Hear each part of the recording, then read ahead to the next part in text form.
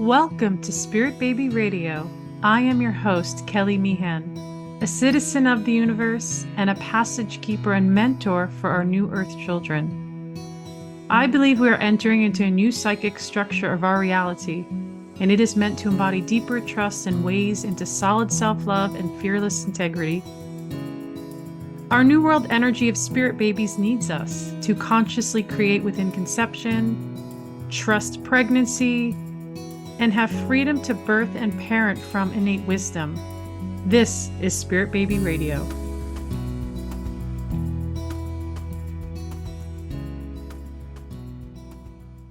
Welcome to episode 234, January 2026, Reclaiming Your Divine Design, Homebirth, Homeschooling, and Health Sovereignty.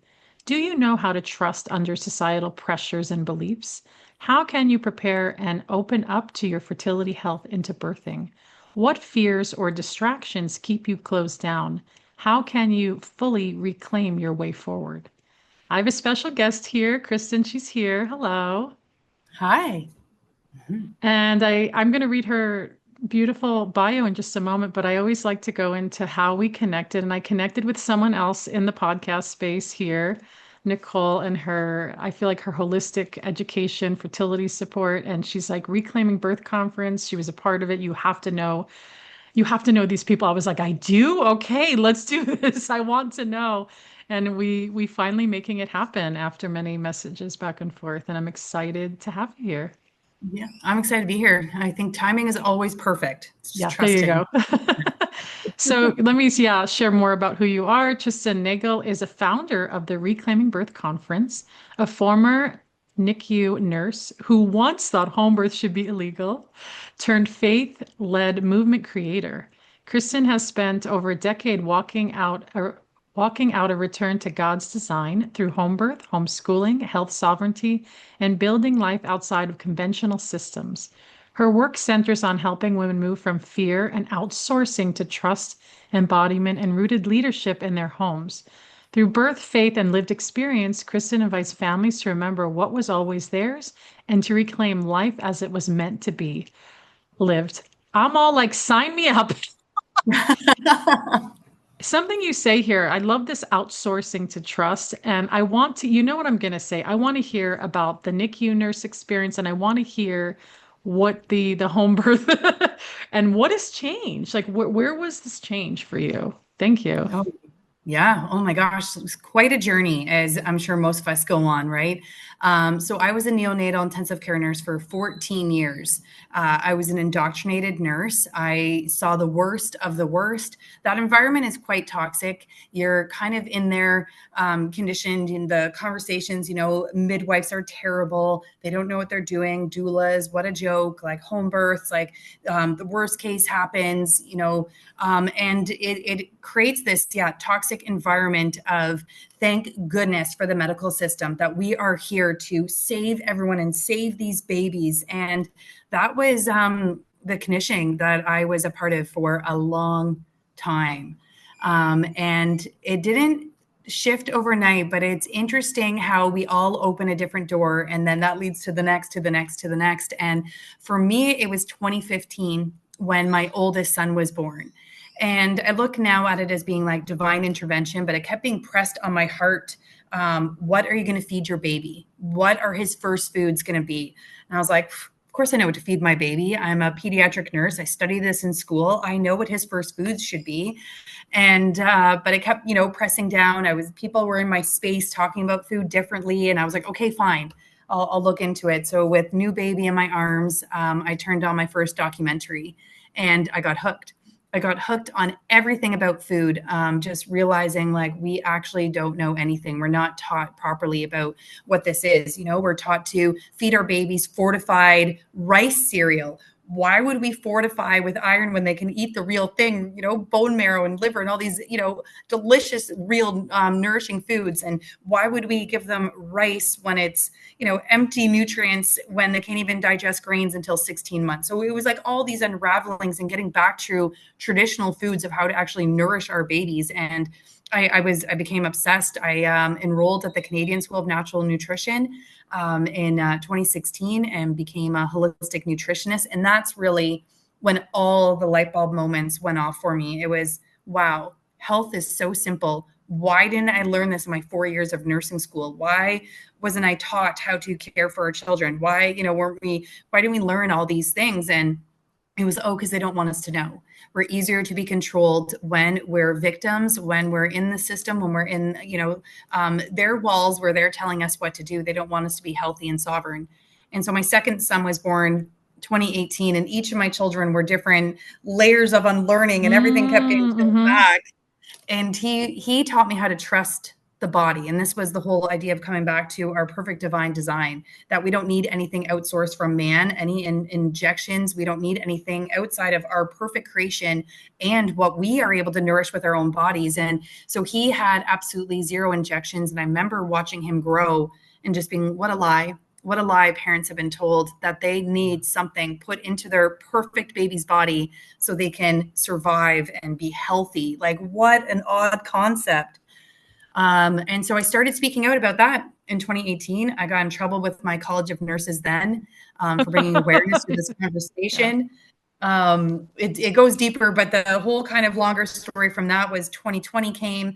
I could not stay silent. I spoke out about everything that was happening, from the lockdowns, the masking, all the isolation, and ended up losing my job, losing my license. And then I became pregnant with baby girl after 2 losses. I didn't know if I would be pregnant again, because both my boys were born in hospital with an epidural. Again, home birth I thought should be illegal. Birth is dangerous. You want to be in the hospital. And when the next layer was peeled back, and I was finally open to hearing about undisturbed physiological birth, I remember feeling robbed of an experience I didn't know existed. And I didn't know if I was going to ever be able to fully experience what my body was capable of. But we were blessed with our third baby, and she was born at home, out of system, with a traditional birth companion, Billy Harrigan and Christina Regato at my side. No midwives, because they're too regulated in Canada now. And Wow. it was the most beautiful, hardest thing that I've ever experienced. And that was the full coming back to the surrender, to the trust, to everything full circle in that moment. And that was the start of Reclaiming Birth Conference, because I thought everybody needs to know this is available to them. And And what a here we beautiful are. story you've just created here of like reclaiming, because that feels that even that energy alone to me, it feels like there's purpose because moms are so hard on themselves. Like, oh, I fucked up. I didn't do it right. And it's like, but now you can step into the reclaiming of it and move forward, right? I think Mm. that's the most important part because I feel like every time we have a child, like I know with my firstborn, I often joke and say he broke my second chakra wide open. And it literally created spirit baby mediumship like reality. Like this work was created based on my experience with him. And I've always had those meta sensibilities, but I didn't know where it was being formed into.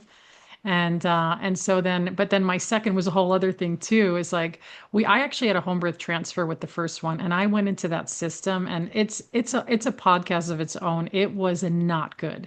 And the things someone just a local in town asked me this, my new friend, and she was like, tell me the story. I was like, this is a long story. And she was like, I don't even know how you got away with what I did. I was literally prepped for a cesarean and said no, and I didn't. Like, how do you get away with that? Yeah. So it's a very interesting story going into like a gap between my younger one, where I felt like I was doing the work very differently. And like you said, it calls you into where you're going. And I just remember it's home birth, untouched, undisturbed, not like, none of my kids have been poked or injected with anything. Like I didn't do anything with them. And with the second, though, his whole system is very different. Being children. All right, here's what everybody has been asking me. Children that are born at home are different energetically. They are different, especially someone's like, well, what about if you add that layer of like, injections and stuff? It really depends on the kid. Because someone was like, oh, maybe you can see that. I go, no, you see the birth story more than anything. You see the birth story. And then some of us have to work really hard to clear that birth story, and some just don't have to. And they're just there. And my hope, and maybe it's like there's an alignment with your reality, is that we do want our children to know, and the mothers and fathers, that they're strong enough that the babies are born perfectly and they're just here. And you're right. I want to hear more. I mean, that's got to be really intense. I've heard women go from like VBAC to like free birth. I actually just had someone on the podcast you may be curious about back in, I think it was November 2025. It's actually called Stillbirth to Free Birth. Oh, wow. Yeah. And she's massive opening one after another. And in her story is like, tragic, terrible. And then something her instincts told her just to birth, regardless, like in that moment and meet her daughter. And it was like, how do we question that? It's like, and I want to hear what your feelings are. And how are we putting the trust back into families? Like, what does that vision look like to you? Like, because we say it, but then when someone's really fearful or they're so used to the system, how do you deprogram that? What is your experience? Oh gosh, yeah, it's a lot, and mine was unraveling over several years. And we Yeah. noticed that with families of, you can't choose one thing based on fear, meaning during 2020 there was so much going on with birth, like told to birth with a mask on, their partner wasn't allowed in the room with them, c-sections that were scheduled, the father wasn't allowed in the room, and there was just so much awfulness going on at that time, and we witnessed horror stories in the NICU, and so people were looking for an alternative. But this is where it gets interesting. You can't run away from something out of fear into the next because you fear it less, if that Mm, makes sense, because your body will never lie where your truth is, where your energy is, and what actually you believe. Do you believe birth is beautiful and you can trust it and you can surrender to it? Or do you mm, believe that there's, things that can go wrong and you're not sure? And are you safe? Do you need to go somewhere else? So we've experienced this as well, where people say one thing but their body knows the truth, if this kind of makes sense. So it's learned, trusting. So little bit by little, even when you walk through a sickness with your child for the first time, right, with a fever, it's like, okay, it's scary, but when you both come out of that, you realize how amazing the bodies are and that they can heal and you can heal together. So the next time it happens, you're like, okay, you trust the process, yes. hold it more. So trust is earned, and it's really Mm, hard to just move from one area to the next. Like mine was, a very slow yeah. progression. But if you're ready to do the deep work, you have to really look inside. It's not enough of like, okay, you want birth to look this way. Like, what are you surrendering to? What are you ready to, experience? What are you ready to let go of? What are you ready to own? And it's coming into the taking responsibility as well of that decision and owning it. So again, in the we talked about no longer outsourcing trust. The Yeah. trust has to come back into yourself. Do you trust your body? Do you trust God? Do you trust how we're designed? Do you trust your baby? Like, and then really being honest with yourself in those conversations. Mhm. I love how you said that. You made me think about when I went from that experience with my son, and it was so intense. And it was like, I remember, and this I pride myself on, I remember my intuition was like this little tiny light that said, I don't know what's happening around you. They want to do all these things. It's not real emergency. And again, there's a lot to the backstory. And it was with a midwife that maybe shouldn't have been there, the way it all, yeah. So then I was like, okay. And then I just kept hearing like that inner voice, like, don't open your eyes, like, stay connected. And it saved me and it taught me something so valuable. It made me realize into the chaos and stress and, ambulance lights, like all that stuff didn't matter because that little we can call it the universal heart God, it was just like that little tiny, it was like a speck because I was like feeling that other stuff, and I trusted that, and it literally opened up my reality to so many things. I was like, well, I'm just going to keep trusting myself even if I'm fearful on the outside. That doesn't matter. And I think that's what misses. When you said that, I was like, yeah. And then it was like, do you want to, what are you going to do with your baby well visits and stuff? And I'm like, I ain't doing any of that. So I'm like, my baby's Yeah. okay. What's the problem? I never understood that, but you feel that pressure or, Yeah. and I just always thought, well, here's my son. And we just had this really intense experience. And I just want to take him home, nurse him, and just leave me alone. And I realized it was a lot of healing of old storylines too, of like how I was born. Nobody talks about how we were born, right? Can really impact even our own connection to conception and birthing and pregnancy. And so when you say that, yeah, it's not just, I like the way you said it because it's not just like, oh, here it is. Here's the equation. It's like you feel your energy building, building, building, and then you're having to do trusting things with yourself, right? It's like you're Mhm. having to have a lived life. So when you left nursing, or were you were pushed out, you'd say, right, with nursing, was it 2020 or 2019, did you say? 2020. I was kind of starting to get in trouble 2018, and 2020 was yeah, it was done. You're like, especially, it reminds me of when you were talking, you remind me of like Christian Northrup, you know her work, Oh, yes. and Dr. Stu. Also, I was like, they had that background and, they did things and they evolved and they were like, especially Christian, she was in 2020, it was like she was vilified. And it's interesting to see them now because their energies now and what they share is so profound and people are listening. What do you think is happening now? Now that we're like, my gosh, 2026 from 2020, are people listening? Are moms and dads listening? What do you think? I think so, but I also think it depends where people are at. I think, I'm still seeing a lot of, people that kind of like came through 2020 with one mindset, that kind of like fight energy, like, no, we're standing our Yeah. ground. But then there's still a little bit of victim mentality that I'm witnessing, that they don't know how to carry on. It's like, well, this happened to me. Like they still want to kind of go a little bit backwards, and just go back to comforts and how things were. And, with that, there's people are listening. But what I'm finding is it's a different group of those that are like, okay, this happened. We experienced this. There's no going back. How do we move forward? What do we need to do to move forward and take back, reclaim our bodies, reclaim our health, reclaim our families. And Dr. Stu has been such a pivotal part of Reclaiming Birth Conference. Oh, he He's has? I been love it. the last 2 years. I believe he's coming back again. And I love his honest transparency of his story, because Yes. it's very similar to mine, how we both believed we were doing the right thing until we're in these situations, where they start peeling back the layers and showing us different things. Like he ended up, being around some midwives to get paid. He needed money, and little did he know how much he was going to learn and witness. And that just started his whole path forward. And I think it's a kind of powerful when you have people in that space and they're like, when they see that and come out of it and being like, no, there's a Yes. better way forward. It leaves a little bit of credibility. So Dr. Stu has, a lot to share. And so when people hear him, are people listening?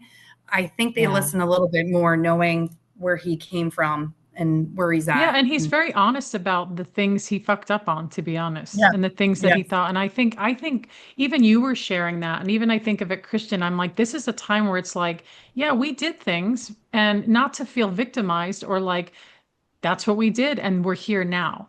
And with Dr. Stu, he was connected to one of my midwives, and I actually saw him. He did, I decided to do one sonogram, and he did it. It was him who did it. I was like, okay, we're going right to the source here, and it was great. And then just to see how he's grown and like where he's come from, and even you. So Reclaiming Birth Conference, where did that like? Were you just like, I'm doing this? Like, where did that come from? Like, how did that get inspired? Yeah, well, it was because of my ignorance, and I thought home birth should be illegal. I thought anyone that chose that were reckless and dangerous and stupid, like putting their baby's life at risk. And why would you do that? We would get transfers into our unit and be like, see, look at them. They chose that, and now they're here, and look what they did to their baby. Like just such Mm-hmm. like toxic conversations. But then we're not able to look at what goes wrong birth. But when things go wrong at home, we blame the decisions, not, like there's such a hypocrisy that drives me crazy. So I think because of my ignorance, I went back and apologized to, the friends that I could. And then it was not being able to experience that myself and thinking, wow, I was like robbed of what my body could do, robbed of feeling like, the fullness of what it means to be woman, of what it means to grow life, bring life into this world. Like that's what we're here to do. And that really this. And I was so blessed to be able to. And I thought, I never want any woman to feel robbed of this experience. I don't want anyone to ever miss out on this. I want everyone to know that this is available to them, that this is here. This is what it can be. This is, how beautiful it can be without the fear, like, to be home, to be with your partner. My kids were there, like my boys. And just to see how simple, I mean, it's hard, all the things, but birth is birth. And I wanted to try to normalize that conversation. So I did. I was like, okay, we just need this information out. I was blessed with a large platform because of my voice throughout, the nonsense years. So I thought, okay, we're just going to rent this center, get some speakers, see what happens. And it was received so well that we're like, okay, we have to keep this going. So we went bigger, brought in more speakers, and we continue to grow and evolve in what this is. And now what we're finding, some things when we put our heart out there, they kind of start leading us instead of us leading the thing when it's Yeah. and so we're realizing that yes, it's about birth. We want people to know that about undisturbed physiological birth, about what our bodies are designed to do. But last year we brought the men into the conversation because I always feel they're left Yeah. out. And it's like, well, life cannot be created without them. And they're there to raise them and be a part of it. So they need to be a part of these conversations and in the room to realize they're the protectors, the advocates. They hold that space and create that feeling of safety. So the mother can go into that liminality space of like, the in between where she gets out of her head and allows her body to take over. And now it's moving into more of, okay, birth is the foundation, is the essence of growing life, of trusting, of surrendering, of bringing these beautiful beings into the world, of where we're transformed, they're transformed, yes, but how do we continue to raise them in this world? And so now it's kind of coming to this place of birth as being the foundation. And if we can capture that moment, then we can help parents navigate everything else with, the injections or the world or, all these things that are kind of against the family, trying to break apart the family unit. I'm like, okay, if you can do this thing and realize how you can do this together and bring life into the world, you'll be able to navigate more. So we're bringing in more conversations of postpartum, motherhood, even hopefully this year, to register your child or not. So now it's more kind of about how do we reclaim the whole family, starting with birth. Mm-hmm. I'm all like, sign me up, sign me up. I mean, it's beautiful. It's a huge mission. And I feel like what you're saying to me is like what I would call like new earth energy. Is like, how are we evolving and are we allowed to speak? And I think from, a lot of you have these past experiences that really show you something that then goes, I know when I started studying psychology, is my background, clinical psych, and somatic psychology, which I was very freaking fortunate to study something that wasn't really offered, and pre and perinatal. And I remember like, I don't want to follow the rules and all the things that they want you to do. And I was really like kind of pacing over that. Like, what am I supposed to do? And I was like, well, what if I create my own thing? But I still didn't know what that meant because I was like, I could still do this work, but not in conventional ways. Or I call like some of the work I do unconventional. Like I work with children now on the outside, on the outside to like bring them into their own body's connection and awareness. And something you said too is like, it's to me when you're saying that, it's like we're raising less disconnection and more authentic autonomy of like, who am I? Where is my body? And I do feel like that begins at birth. And then after that, like you talk, and I want to like paint this picture together because I think it's so beautiful. It's like you have this amazing last birthing experience, and you were like, it was, of course, maybe, labor is called labor for a reason, but you did it and you saw your body's innate nature ability. And I remember that having that first experience with transfer and just feeling so like, even though I did get a natural birth in that hospital setting was so traumatic, to be honest. I signed myself out, by the way. Oh, they did not like that. And it's a whole other conversation. But my own, even though I had fear, my inner wisdom said, no, you need to go. This is not right. And I kept following that all along the way. And I questioned things too about the foods and things. My firstborn didn't eat any food until he was like 12 months. He didn't want any food. And everybody's thinking, and everyone gives you all their opinions, like, that's great. And he was so deliciously chubby. because he was getting so much milk. And I said, well, actually, babies don't really need food until after a year. And for him, he just did not like it. He had an aversion. So I just waited and then he figured it out. Like, oh my gosh, we're going to let him figure it out, or I'm going to force him to eat rice and bananas. I was like, what's the big deal? I was really tuning into that. And there's so much pressure because of the fear. And I'm sure after 2020, there's a whole other layer of a level of fear for people because I see things and I'm like, to me, I don't know. I'm very compassionate to people, but I'm also like, well, I don't know. That doesn't make sense. Why would you inject metals into your baby? Like, I'm sorry. Like, that doesn't make sense to me. But then when you're pregnant, you can't put lavender oil on your hands. Like, I'm so confused. You know what I mean? Like what? Like, wait, Yes. lavender oil is bad for you, but metals is okay. I'm like, huh. Like, again, I know people can get very angered and overcharged, but then it's also like, but again, painting this picture of the beauty, like my son was born, we didn't wash him. It was so like he was so present. He's so healthy. And that was a really big thing for me because I grew up sick. So it was like he's healthy. His nervous system is so regulated. He's so present. And the way he sees the world, I'm like, that is just so profound to me. And we get to like, and we get to repair that. If we didn't have that, we do get to repair that. But people, I feel like mothers, fathers, they do need to keep waking up more and go, you know what? Let's question things. I mean, isn't Mhm. that the big thing? It's like, let's keep questioning, you know, what do you think about that when someone says, don't touch the lavender, but do the, like, what is that?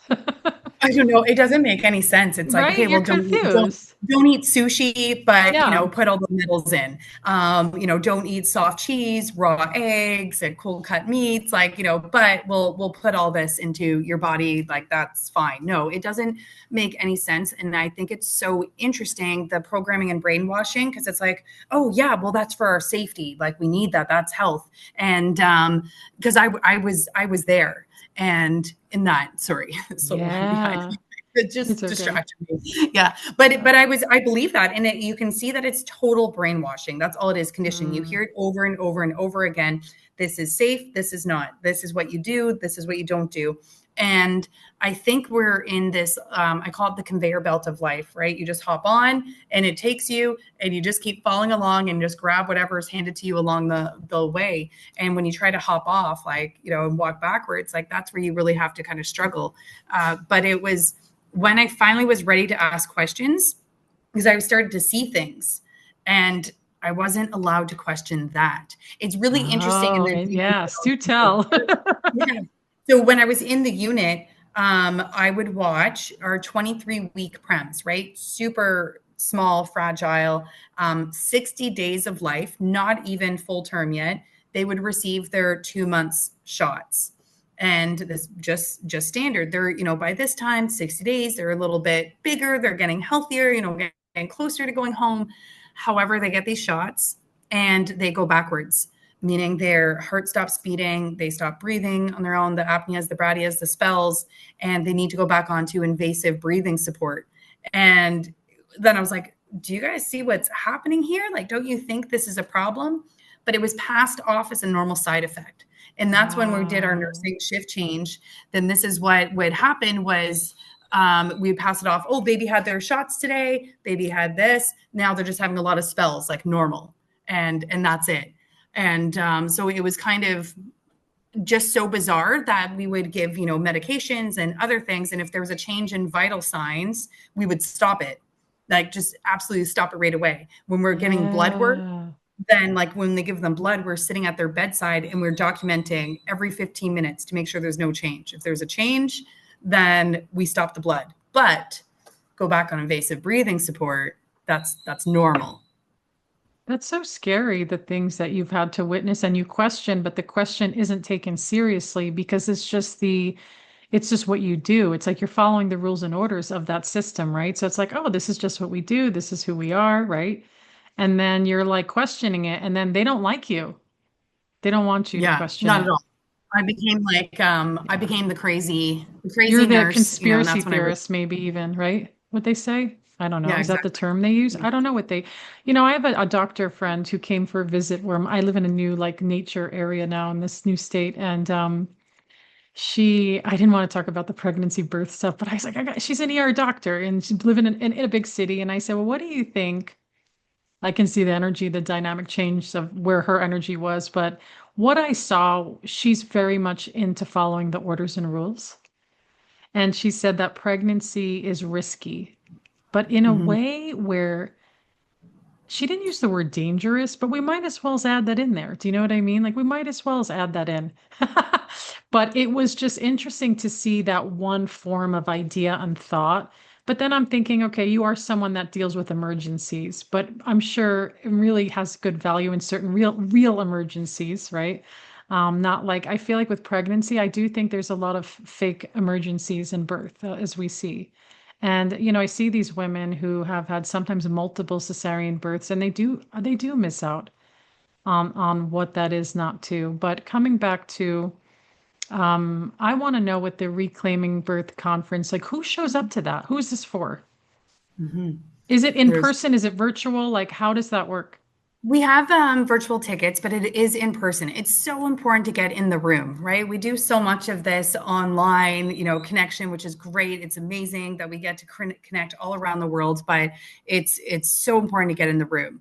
It's always been by families for families. Like it was by our own experiences that we wanted to bring this out into the world, and so we want more families in the room. Last year we did have some more men, some more women in there, but I will. It does seem a lot more people like birth workers, doulas, people in the industry, obviously that love the information, love the knowledge, come in and want to absorb as they should and continue to learn and be connected by others doing the same.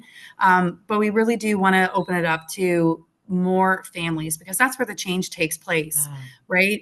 It's great that there's all these people wanting to care for birth in a whole sacred way, doing it differently, getting away from the regulations, the medical system, all of it, to honor it, to trust it.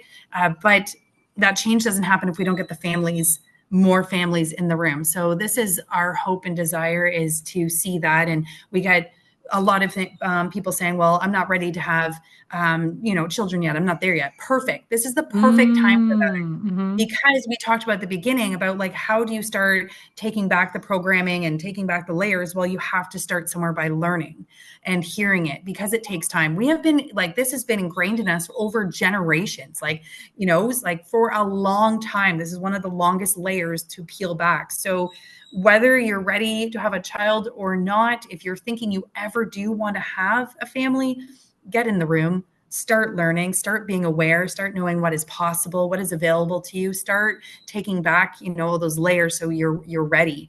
We got a lot of people that come in pregnant, all these things come up. Oh, they wanted a home birth. Now they're not allowed because they've fallen out of, the rules of being allowed to have a home birth. And like, what do we do? And it's like, well, should have attended the conference so you would have known. But now it's choosing, do you continue in the system and knowing, the fight that you went through, or finding another way? But the trust isn't there in their body yet, right? Because the knowledge isn't there. They had a plan and it changed, and now don't know how to pivot. So it's so important to get in the room before you think you need it. Even women that come say Yeah. like, oh, I'm out of childbearing years. My children are young. Well, how old are your daughters? Do you know, in school, remember we in health class, like all the BS information we learned in elementary and high school about, our bodies and everything else. Like, get the young That was women terrible. into these groups.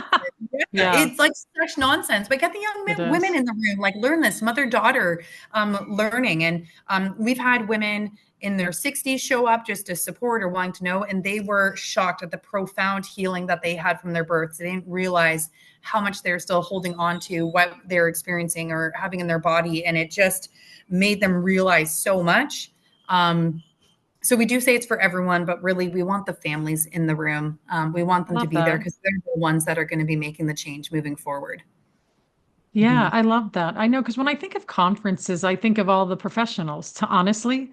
And maybe that's good that we talked about that because it's like, oh yeah, families. Yeah, and especially men. You're right. It is a very woman-centric, like I feel like a lot of these conferences, a lot of this birth work, and where's the males? Where are the male energies in that space? I'm seeing it more honestly on Instagram. I'm seeing a lot of really amazing males speaking up for the family, speaking up for sovereign body. And I'm like, thank goodness this is finally happening because I was not seeing that for a very long time.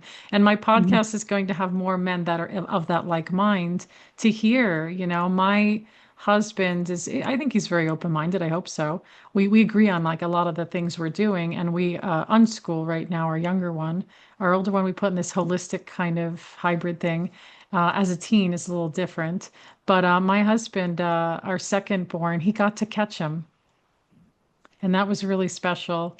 And that Isn't my that and amazing? his older brother saw he saw the last, like they told he was sleeping, but he wanted to be there, and he saw his brother be born. And I thought, I wonder what kind of healing that brings his own birth, which wasn't very positive. I don't think. I mean, it could have been better, in the setting. I feel like the setting, but I know we think about that, and I do know it's formed who they've become in their personalities for sure. But I think also with me coming out of that birth psychology space too, is like I can really see the forms of that younger kind of body and how it's coming in, of course, with the family's belief system, with the energy of the past. But I like you, I want to hear more about even homeschooling. So you go from home Mhm. birth to homeschooling. Were your children always homeschooled? Kind of. I know you just got to see like real life happening behind me I know, on yeah, that's okay. As like no, they're you're going to be in the background on YouTube, but they're a little blurry, so I think it's fine. yeah. um yeah, we never planned on it, just like most things. I Yeah, was very just brought up very conventional, and that was the yeah, path I was following until, we have these obstacles and things in our life that totally derail us and put us on the path we're meant to be on. So my oldest was at least I was trying to do things a little bit differently. He was enrolled at Waldorf. So he was there for the first 6 months until the world shut down. And we were still paying. It was very bizarre. Like, but for what? We're not going to keep. I don't know. And I was like, I'm not doing that again. I don't trust the world. I'm not doing that again next year because what if they shut down again? Like, what are we, yeah. paying for? And so I was like, okay, you're just going to stay home. And after that, it was like, okay, and I guess we're just going to do this. You're going to stay home. We're going to figure it out. My husband's a high school teacher. He fully Oh, believes in wow. There you go. Yeah. that says a lot there, that he'd rather have them at home than in the school system. So it's, we call it homeschool, life school, world school, unschool. Yeah, It I is love all it. It depending is on world whatever school the for kid you. feels like. Yeah, yeah, exactly. Yeah, so they're in their Spanish classes and learning about different culture and cuisine Nice. and everything. So yeah, just I'm hoping, isn't that always the way with like parents? You're just like, I hope we're doing the right thing. I Hope, know. I say that I too. When hope I talk it'll, to people that are in public school, private school, homeschool, unschool, I'm like, I don't think parents realize you're always like, is this enough? Is this yeah. good? And then when you send them off away, like you don't know what's happening over there. You're like, is it good? Is it enough? Is it okay? I was like, I totally got to experience that because even my older one, he did a Waldorf charter for a few years, then the pandemic shut everything down. And I wasn't teaching my kids about masking or distancing at all. And I was like, uh-oh. Because then they want them to come in and stand in a circle and then be shamed. And I was like, how can you learn with a mask? This is ridiculous. So I Yeah. was like, oh, we're not coming back. And I told my husband, we knew this time would come. And my husband's the homeschool dad, actually. We're like the homeschool family. He did all the research, everything, because the state we lived in offered really good money incentives, and we took it Oh, that's yeah. amazing. But then we moved and the incentives got lost. But it's like whatever. We're still, and I say unschooling now with my younger one because that's since we moved, I feel like that's what we're really doing. We're not following any rigorous like thing. I feel like we're seeing as like, as we go, literally, like what's gonna happen? What does that look like? And I think we need to talk about that as parents, like the homeschooling environment, because I think we're all doing it so different. But I don't know about you. I love being with my children. I have Absolutely. moments where it feels like, oh, it's so stressful, or I need to go, kind of take my own break. But I think you get used to it and you see a different social and emotional connection with your Yes. child. And I think that's so beautiful. And I think our children in the future, we want them, I think, connected to the family and home. Like you talk about like learning, like I know I just had this discussion with this homeschool moms the other day, like these new moms I met. It's like it came up as a conversation of learning about human sexuality from like your seventh grade male teacher. Like, how is Yeah. that like? I'm like terrified the whole time because it's a guy, first of all. Like, I can't Yes. even think beyond that. So I learned nothing. And I'm like, where does it? It comes from the parents, I feel like. And I know that some parents are so traumatized and uneasy. I'm like, yeah, but get your shit together, learn about it, go get your therapy. Because I do feel like that begins with the family, like that Absolutely. connection and having that, not some weird gym teacher teaching you, like, So what is this? uncomfortable. That's so not natural or normal. Like that's just not okay. Yeah. Yeah, and it's like, and then you're just thinking the whole time, like, what? Like, and they're teaching you things that are really intense. And, and I remember eighth grade, they teach about like sexual transmitted infections or diseases. And I'm like, I don't even know what sex is at yet, barely at that age. I really don't. And then you're telling me about this infectious thing. Like, oh, I'm not even there. Like I don't even know. Like, it's funny. I remember because I actually remember the sexually transmitted, like the gonorrhea and the herpes, they were like dancing little like cartoons. And I remember that because I thought that's Yeah. really interesting. Like, are they Yeah. Oh my fun? God. I don't know. Are they fun? Like, or And they just, that's their message back in like, this is 1989 because I'm like really old. 1989, I think it was. Yeah. And it was like, okay, infections dancing like cartoon characters. And I'm like, that's really what we're doing. oh my gosh. Like, So bizarre. but Yeah. anyways, yeah, yeah. But so you go from your whole reclaiming birth vision is here, you're homeschooling, and I love this kind of how do you say it, the sovereign self, coming back to health. And it sounds like obviously you were in the health field, so that was a big, kind of shifting reality for you. Do you still feel like, do people still argue you, or what is that community like now? Do people want to challenge you, or do they? I feel like there's more respect now. Do you know what I mean? Yeah. I think because I was such a very vocal voice, I kind of like just weeded through all of that. So, and you find your people and that's what it is. So, I don't have as many arguments anymore, but I also am at this place where um, I sometimes keep a little bit more quiet depending where I am. I offer a little bit, and now I like a little bit. Before it was like an all or nothing, and putting up this wall. And I'm trying to like not be so like hard anymore because there are a lot more commonalities with people than we realize. And, like, well, maybe I can like slip a little bit of truth or slip a little bit of truth, and or from there, but just trying to kind of go at it with more ease than where I kind of like bulldoze through it in the last a few years. But I feel people are kind of more ready to have conversations, looking for different ways to do things, just seeing, like just all the pharmaceutical pushes, like all these things on our kids and all the injections and all the thoughts or all the shots, like all the things. I think parents are kind of getting overwhelmed. Like enough is enough. Like what are the options here? What can we do? Mm-hmm. I feel like 2020 opened us up for something that we can alchemize into something of great value, right? Because Absolutely. before that, I don't know why people say they want to go back because I actually feel like for I me do don't. and I know I was like I feel like for me the energy of the work, I feel like I came more into myself in a way that I felt like a sense of more acceptability, even though I was health discriminated against in the city I lived in at the time. And those are interesting stories. I was like, oh boy. And I was like, that's a real thing. But I feel like now I'd like to believe that people are opening up to even people that weren't intuitive or like, oh, I'm questioning it or feeling more, coming back. I'm really big into health advocacy. Like, who are you? Because as a professional medical intuitive, when I've helped people and they've challenged the system, two people literally almost died. And they said, you're not listening. I'm pushing. And they said, holy shit, you're right. And they literally came back and thanked me. And I was like, I didn't do anything. They were like, but you told me to trust my intuition and I didn't want to. And I did. And then, yeah, then things went from like could have been really bad. And I'm like, that's the future I feel like of healing medicine is like, where are we as our own advocates to heal ourselves and to reach out when we need to?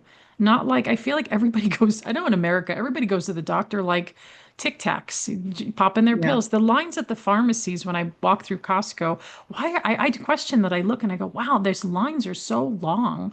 There's so many people that need something. And what I go back to is I'm not minimizing some serious health concerns.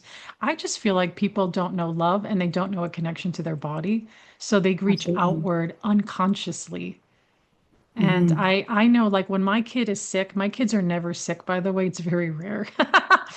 But when they are and they're struggling with a fever, and I just look at them, I really tune in and I just say, you know what, your body is so intelligent. Yeah. It knows how to heal. And I go, my gosh, if we can just tell children that, like if I heard that when I was younger, it would help me out a lot. Instead of I got the fear of like, you're gonna die, something's wrong. And Yeah. I have to laugh about it now because it's just where people were. But like my kid's struggling with being sick or something, and I'm looking and tuning and I'm like, they're okay. They're okay. But it's uncomfortable not to feel good, but your body is so intelligent. And what is Hmm. it doing? And I do everything very natural, but I left the medical system like 30 years ago because I There was you go. medically abused. So I have a whole other, when you go through abuse, you're like, I'm never going there again. And what it's taught me is that you actually don't really need a medical system as much as people think they do. You really No, don't. no. That Talk is one of about the biggest that. things. That's a big one. People don't want to talk about that. No, and I say this to my kids because where we Yeah. live in London, Ontario, Canada, it's right. We unfortunately is like walking distance to the hospital that I was terminated from, and um, just real life happening around. Okay, so where I was terminated from is this huge teaching hospital, and they're always adding additions to it. And I say to my children, if we're becoming so advanced in medicine, in health, in helping people, do you think the hospital should be getting bigger or smaller? Right. And this is years Mm, and they're like, well, smaller. It's like, well, yes. Like, why do they keep adding, bigger hospitals? They need more space, need more of this, more staff, more everything. Right. They're always saying we don't have enough, don't have enough. If we're so advanced in what we do, in our knowledge and what we're doing, why are so many people still getting so sick and chronic illnesses? Why do we need so much more? It just doesn't make any sense. Thank goodness for the medical system in actual traumas, in actual emergencies. That is what they're best for. That is what they're great at. Anything else beyond that, you can find better care anywhere else. But it comes back to, again, we've outsourced our trust. We live busy lives. We don't have time to research, to learn, to come inward, all those uncomfortable things. It's mm, just tell me what to do. What is the fix for this? What do I need to take?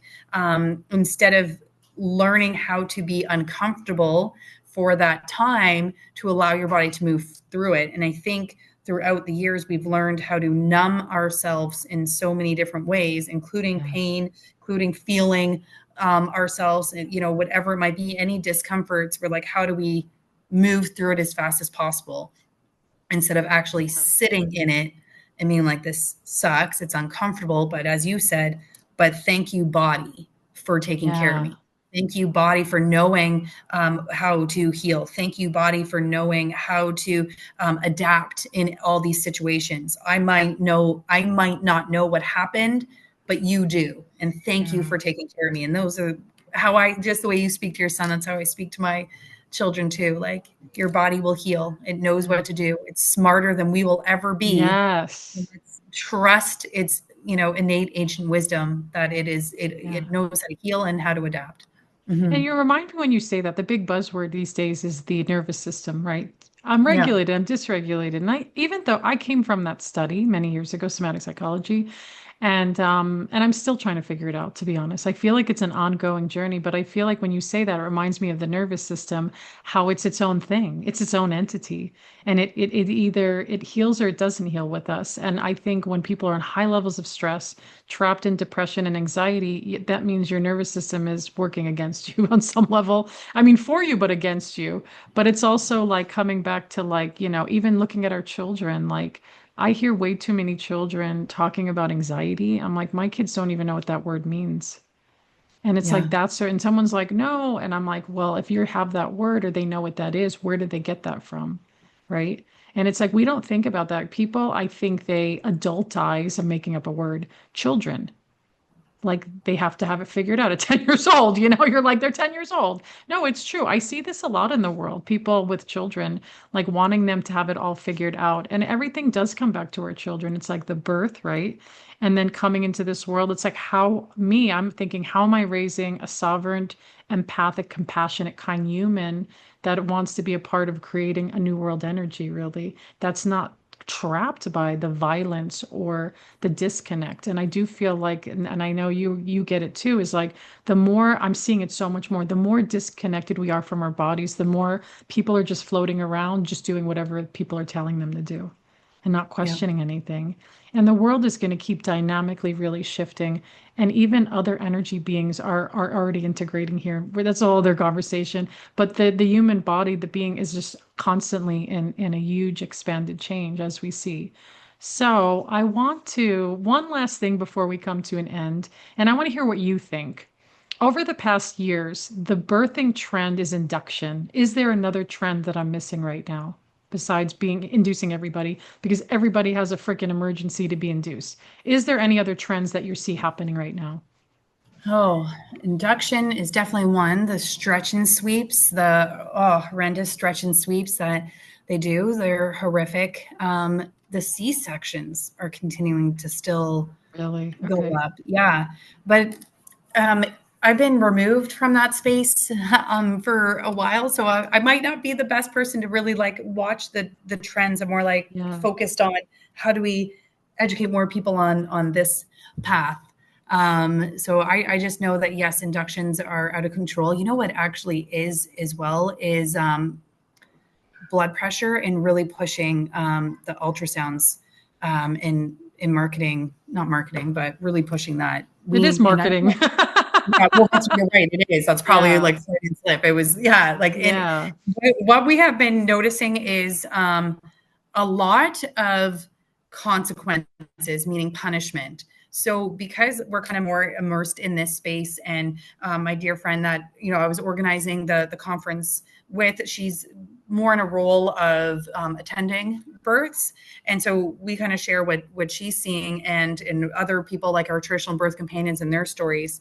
And there's a time where just moms just want a little bit of information. Maybe, the trust is there, they want this, but it's like, okay, blood pressure maybe is a little high, or maybe this is a little change. And just for peace of mind, they just want a little information from the hospital. So they go in, but they're met with such disdain and pushback. Like, what do you mean Mm. you don't have any prenatal care? What do you mean you don't have an ultrasound? What do you mean you're doing all these things? Instead of just being like, we're coming to you in, full responsibility. We just want some information. We're taking, care of our baby and everything. And they're just met with such like restriction there. And I think that's kind of interesting. And instead of actually like looking at the family, the mother of like, okay, this is what you're going, this is what you need. Okay, let's work with this. There's so much pushback of like, oh, but you're choosing something outside of us. Like, how can Mm. we punish you enough to put the fear in you to make you come back? And so CES is Yes. a lot now. Now that threat of if you don't follow our rules, we're going to have CS after you. And that's been happening. Like CS is coming to these houses of these parents being like, you didn't get an ultrasound. You didn't have breastfeeding support. You didn't have, all the things. And thank goodness we're still in a place where CS writes off, like, obviously you have very caring, loving parents and family, and like you're capable. So we close the file, but we're seeing now the pushback is, if you're going to go outside of us, you're going to be punished for it. Wow. And that's where it brings me back to that's why you don't go there to begin with. Exactly.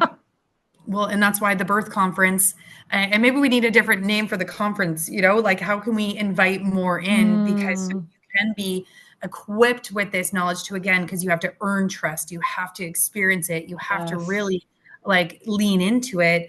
And whatever decision, comes by, and a time and a place for everything, of course. But how do we, in more areas of our lives, take back And that trust? I want to add to that Yeah. is it's okay to be uncomfortable. Yes. Like that's what women don't understand. Like you could be uncomfortable for many weeks and months until you're getting to wherever you're getting to. Uncomfortable doesn't mean you have no intuition. I think that we have this expectation of over positivity, that everything's just supposed to be whatever, but it's like real human experiences are going to shift back and forth, especially birthing in 2026, especially if you're going into a system. Like I just feel like that's a certain frequency you're going into, and you're inviting all these other energies in there. So that intervention, that intervening is just going to be a part of it. And I do feel like it's definitely built over time through experience and living and, our own inner mindset, our own psychology of like then coming back to, our own heart space, I'll say, the universal heart, our own beingness. Some can call it God. It's like, I mean, that's everything. And everything else just put goes into place. But it's like, I know this is a constant battle, and I love what you're doing with this conference. And I love that you shared the whole family piece in it because I do feel like future energy is all about family connections and ways of raising consciousness and even community, like even outside community, like pulling in all the energies around, people call soul families, right? Like not maybe biological. But I want to hear just finally, like, just any final words you can leave with somebody. Maybe they're doubting their own abilities and their own family energy, and share ways that people can find you, the conference, and just you, and whatever ways that is. Yeah, I'll share a little story first leading into that. Was I remember when I was in the thick of it with my daughter, I experienced all the intensity in my back without any rest. And towards kind of the end when she was getting closer, I didn't realize how close she was, but she was. I thought, this happens to most women at that point where baby's about to come. They're like, I can't do it anymore. I feel like I'm going to Mhm. die. All the things that come out. Yeah. And and it was in that moment, I'm like, I don't know if I can keep going. And Billy Harrigan, who I hope you have a conversation with if you haven't yet, she took my hands and looked me right in the eyes. And she said, you are safe, you are strong, and you can do this just like Mm. every other woman before you. And it was something in that moment, like it sounds so simple, but it was so powerful. Just that reminder of like, every other woman before. We have done this. That's why we are here. That's why we are still life on this earth. Every other woman before. This is what we're meant to do and meant to experience, and we keep doing it. And so, baby girl came shortly after that, and it was such an incredible experience. The first thing I said to her was, "We did it," because I knew it wasn't just me. It wasn't just. It was we did it. And it was also that moment where I'm like, oh my gosh, if, when you run that marathon, you climb that summit, whatever it is that you've overcome, and all of a sudden that feeling you get of euphoria, like, oh my gosh, like we did it. And so that's the part of bringing the families together to experience that wholeness as well in those moments. And so that's just a little part of, for those, not sure if you can do it, not sure where you're at. It was that moment of, every other woman before you. And so Mhm. this is what we're meant to do. This is what we're designed to do. This is why we're here. And this is, the sacred work that we are blessed to be able to do, is carry life and bring life into this world. Like how incredible is that we get to be women to do that. And we should be able to experience that in all of its fullness if, we're able. So I'd love for people to join us. We had people from all over the states fly in last year. So the more people spread the word, reclaimingbirthconference.com. We are actually the first time ever expanding into Quebec, into Montreal. And we're going to see where this continues to go, because it's not just an event, it's a movement of, reclaiming birth, yes, but reclaiming the whole family. So you can find us at reclaimingbirthconference.com. And you can find me mostly on Instagram, is probably where I'm most active right now, at Kristen_Nagle. Well, thank you so much for being here. There's so much amazing things that we all get to sit with and kind of really elevate what that looks like as parents or parents to be, and how we're raising and what we're bringing in, some new level of, you know, accountability or even just purity in nature. So thank you so much for being here. Thank you for having me. This is so fun. Yes. And I want to thank you all for joining episode 234, January 2026, Reclaiming Your Divine Design, Home Birth, Homeschooling, and Health Sovereignty. Thank you for joining Spirit Baby Radio with your host, me, Kelly Meehan. Please join my community and stay in touch with monthly energy rants, Spirit Baby poetry, and get access to Spirit Baby 101 with tips and practices at my newsletter at newearthchildren.com. And join me on Instagram with lives at Spirit Baby Medium, and join the Mighty Networks, the Spirit Baby Collective membership, and Motherhood to Mediumship. Remember, you are the heart that holds communication, and it is your time to connect. Come share in the great shift of your mind and the true spirit of your heart with Spirit Baby Communication.